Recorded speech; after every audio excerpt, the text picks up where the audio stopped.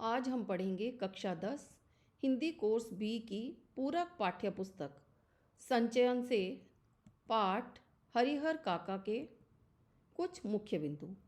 पूरक पाठ्य पुस्तक संचयन में 3 पाठ हैं और तीनों ही पाठ बहुत बड़े हैं, इसलिए मैं आप सबके लिए लेकर आई हूँ पाठ हरिहर काका के कुछ मुख्य बिंदु। कथावाचक और हरिहर काका के बीच मित्रता, आत्मीयता और लगाव का संबंध था। कथावाचक हरिहर काका का बहुत सम्मान करता था। इसके अनेक कारण थे। पहला कारण, कथावाचक और हरिहर काका का घर आसपास था। पड़ोसी होने के नाते उनके बीच मधुर एवं आत्मीय संबंध थे। दूसरा कारण था कि हरिहर काका की कोई संतान नहीं थी। वे लेखक को बचपन से ही बहुत प्यार करते थे। बड़ा होते होते यही दुलार दोस्ती में बदल गया। तीसरा कारण था, दोनों के मन में एक दूसरे के प्रति विश्वास था। हरिहर काका अपनी सारी बातें लेखक को बता दिया करते थे। हरिहर काका को महंत और अपने भाई एक ही श्रेणी के लगने लगे, क्योंकि दोनों ही स्वार्थी थे। उन्हें हरिहर काका से प्यार नहीं था, बल्कि दोनों ही हरिहर काका की जमीन जायदाद चाहते थे। हरिहर काका की जमीन पाने के लिए वे किसी भी हद तक गिर सकते थे, यहाँ तक कि हरिहर काका की जमीन हड़पने के लिए उनकी जान लेने की भी कोशिश की। दोनों ही हरिहर काका के हितैषी होने का दावा करते थे, पर यह दिखावे के सिवाय कुछ नहीं था। काका दोनों की सच्चाई देख चुके थे।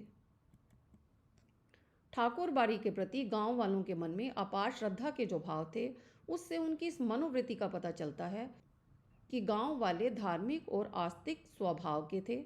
वे धर्म के प्रति निष्ठावान थे। उन्हें ठाकुर बाड़ी पर विश्वास था।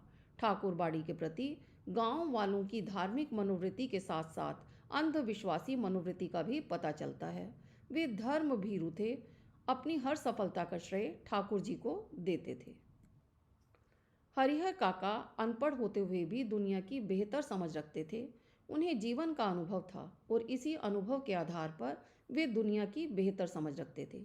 चाहे वह पढ़े लिखे नहीं थे, परंतु उन्हें इस बात का पूरा ज्ञान व समझ थी कि जब तक उनके पास जमीन जायदाद है, तब तक सभी उनका सम्मान करेंगे। अनपढ़ होते हुए भी अपने जीवन के अनुभव के आधार पर उन्होंने इस बात को जान लिया था कि जीते जी अपनी जायदाद किसी के नाम नहीं लिखनी चाहिए, अन्यथा जीवन नरक बन जाता है। इसलिए जीते जी अपनी ज़मीन किसी के नाम ना लिखकर उन्होंने समझदारी दिखाई।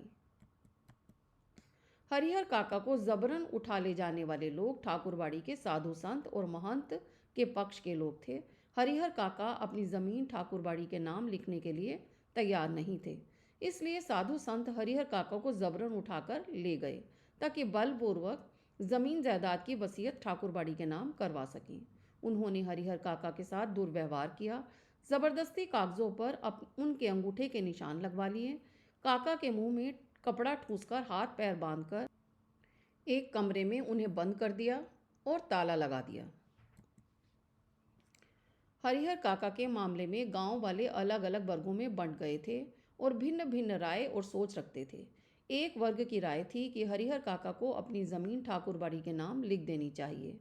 ऐसा धार्मिक कार्य करके काका सीधे स्वर्ग को जाएंगे। प्रगतिशील विचार वाले लोगों की राय थी कि हरिहर काका को अपनी ज़मीन भाइयों के नाम लिख देनी चाहिए, क्योंकि ज़मीन पर परिवार वालों का ही हक बनता है।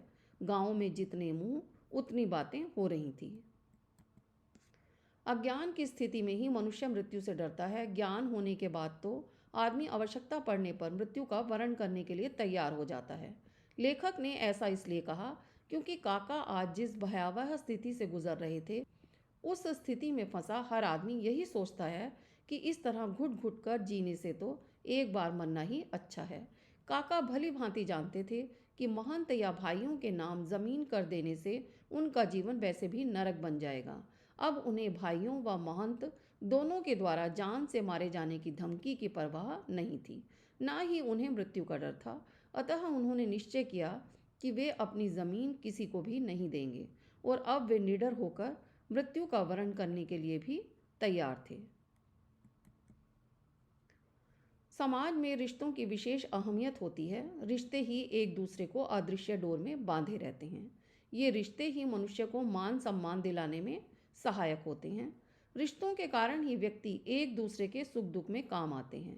यदि रिश्ते ना हों तो समाज में एक तरह का जंगल राज और अव्यवस्था का वातावरण होगा। वर्तमान समय में रिश्तों की अहमियत धीरे धीरे कम होती जा रही है। रिश्तों पर स्वार्थ की भावना हावी होती जा रही है। व्यक्ति आत्म केंद्रित हो गया है। भाईचारा, पारस्परिक सौहार्द, प्रेम किसी अन्य लोग की बातें बनकर रह गई हैं। यदि हमारे आसपास हरिहर काका जैसा व्यक्ति होगा तो हम अपने व्यस्ततम समय में से कुछ समय निकालकर निम्नलिखित तरीकों से उसकी यथासंभव सहायता करेंगे। हम उसके अकेलेपन को दूर करने की कोशिश करेंगे। उसके पास बैठकर सुख दुख की बातें करेंगे। उसका विश्वास जीतने की कोशिश करेंगे ताकि वह अपने मन की बात कहकर बोझ मुक्त हो जाए। उसकी खाने पीने संबंधी आवश्यकताओं को पूरा करने का प्रयास करेंगे।